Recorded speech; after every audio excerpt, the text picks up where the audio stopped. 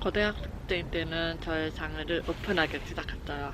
왜냐면 중학생 때는 계속 이제 머리를 이렇게 막 가리고 다니고 하다 보니까 제 자신이 너무 피곤한 거예요. 바람에 휘날리면은 이제 불청기가 보이잖아. 보이는 거를 이제 감추기에 바쁘고 너무 피곤했어. 보청기 약을 가려고 할 때도 이제 다른 사람 몰래 보청기를 빼서 점주점게 약을 갈고 다시 끼고 이런 생활을 반복됐었는데 고등학생 때는 이제 그러지 말아야지 생각했었거든요. 새 학기 첫날이 시작되면은 각자 자기소개를 하잖아. 그때 저는 이제 일어나서 자기소개를 했어요. 안녕, 나는 하계열이야.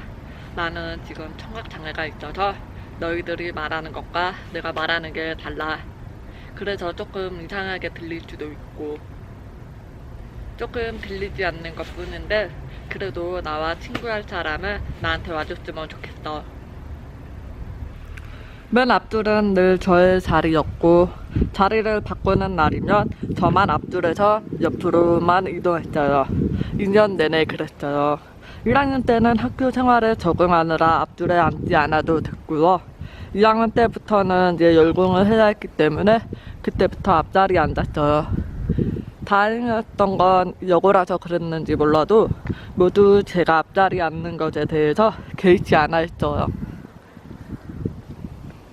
수능시험을 볼 때 장애인 배려 사항이 있대요. 청각장애인은 신청을 하면 지필검사 대상자로 해당되어서 듣기평가를 할 때 지문으로 준대요. 근데 저는 이게 있는지도 몰랐거든요. 그래서 저는 그냥 일반 보통 친구들과 함께 시험을 봤어요. 듣기평가를 할 때 저만 따로 불러서 시험을 쳤어.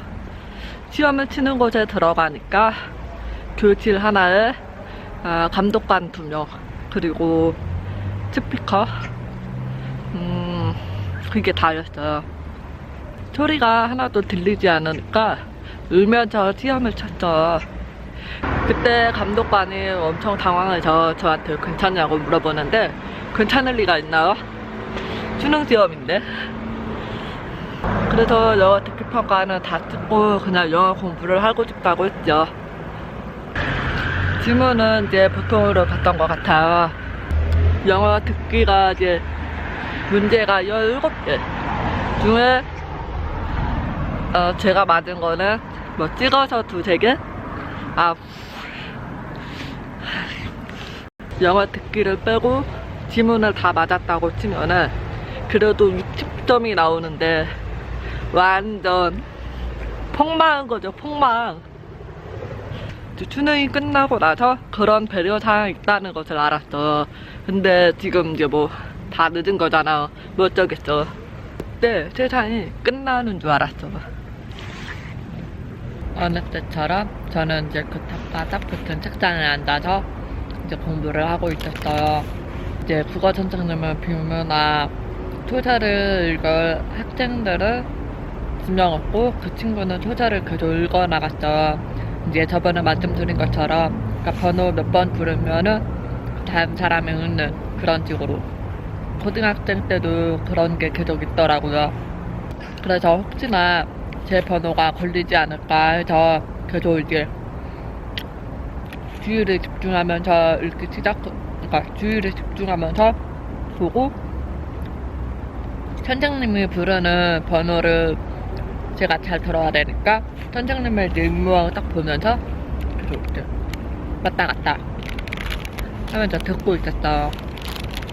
선생님의 임무왕을 이제 딱 올려다보면서 공부를 하고 있었는데 갑자기 선생님이 딱 치더니 저를 가르치는 거예요. 그래서 제가 놀라가지고 선생님을 딱 바라봤는데 선생님이 저한테 하시는 말이 예, 너는 왜 그렇게 사람을 뻔히 보니? 선생님이 항상 갖고 다니시는 그 막대기가 있었는데 그거 탁탁탁 치면서 저한테 말씀하시는 거예요. 순간 제가 당황해서 뭐 이러고 있는데 제 옆에 있는 짝꿍이 저는 청각장애가 있어서 선생님의 임무왕을 봐야 된대요 라고 말하니까 그때 선생님이 이제 당황하게 시작. 그러면은 미리 나한테 말해줬어야지. 왜 말을 안 해줬니? 그것도 몰라서 미안하네. 다음. 그리고 이제 소란스러운 분위기가 점점 가라앉고, 이제 그 국어 선생님은 저를 따로 부르셔가지고 이제 이야기를 하셨죠. 아, 제가 장애가 있는 것을 처음부터 말해줬으면 좋겠다고. 그러면은 국어 선생님도 이제 왜 없지?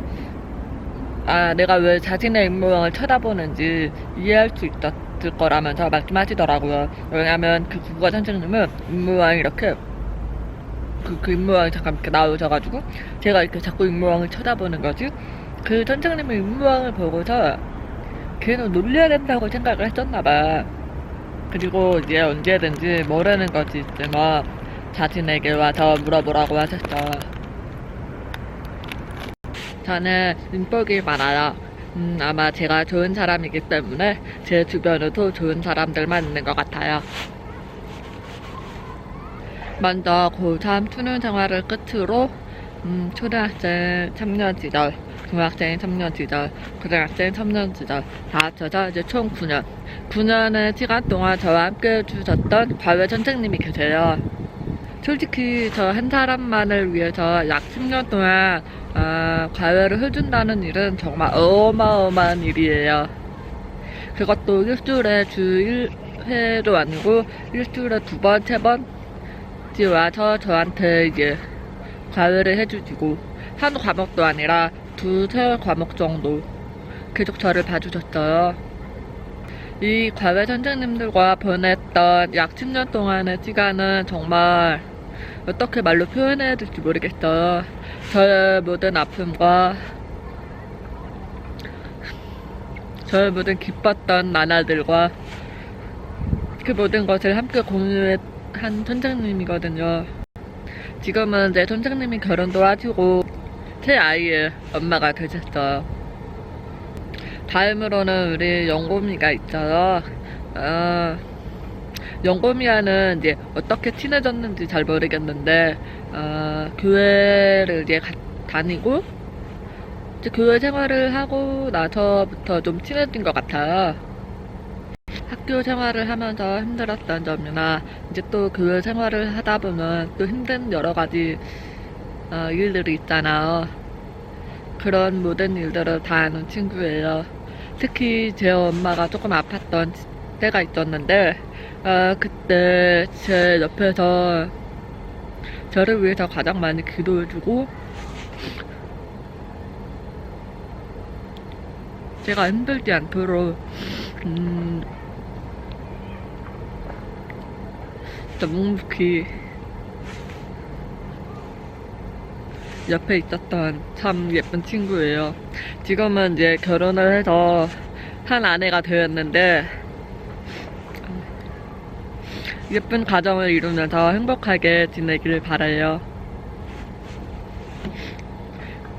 과외 선생님과 영고미는 영고미의 이제 공통점은 교회 안에서 만난 사람이라는 거예요. 제가 지금 여기서 촬영하고 있는 이유는 그 교회가 바로 여기 있습니다.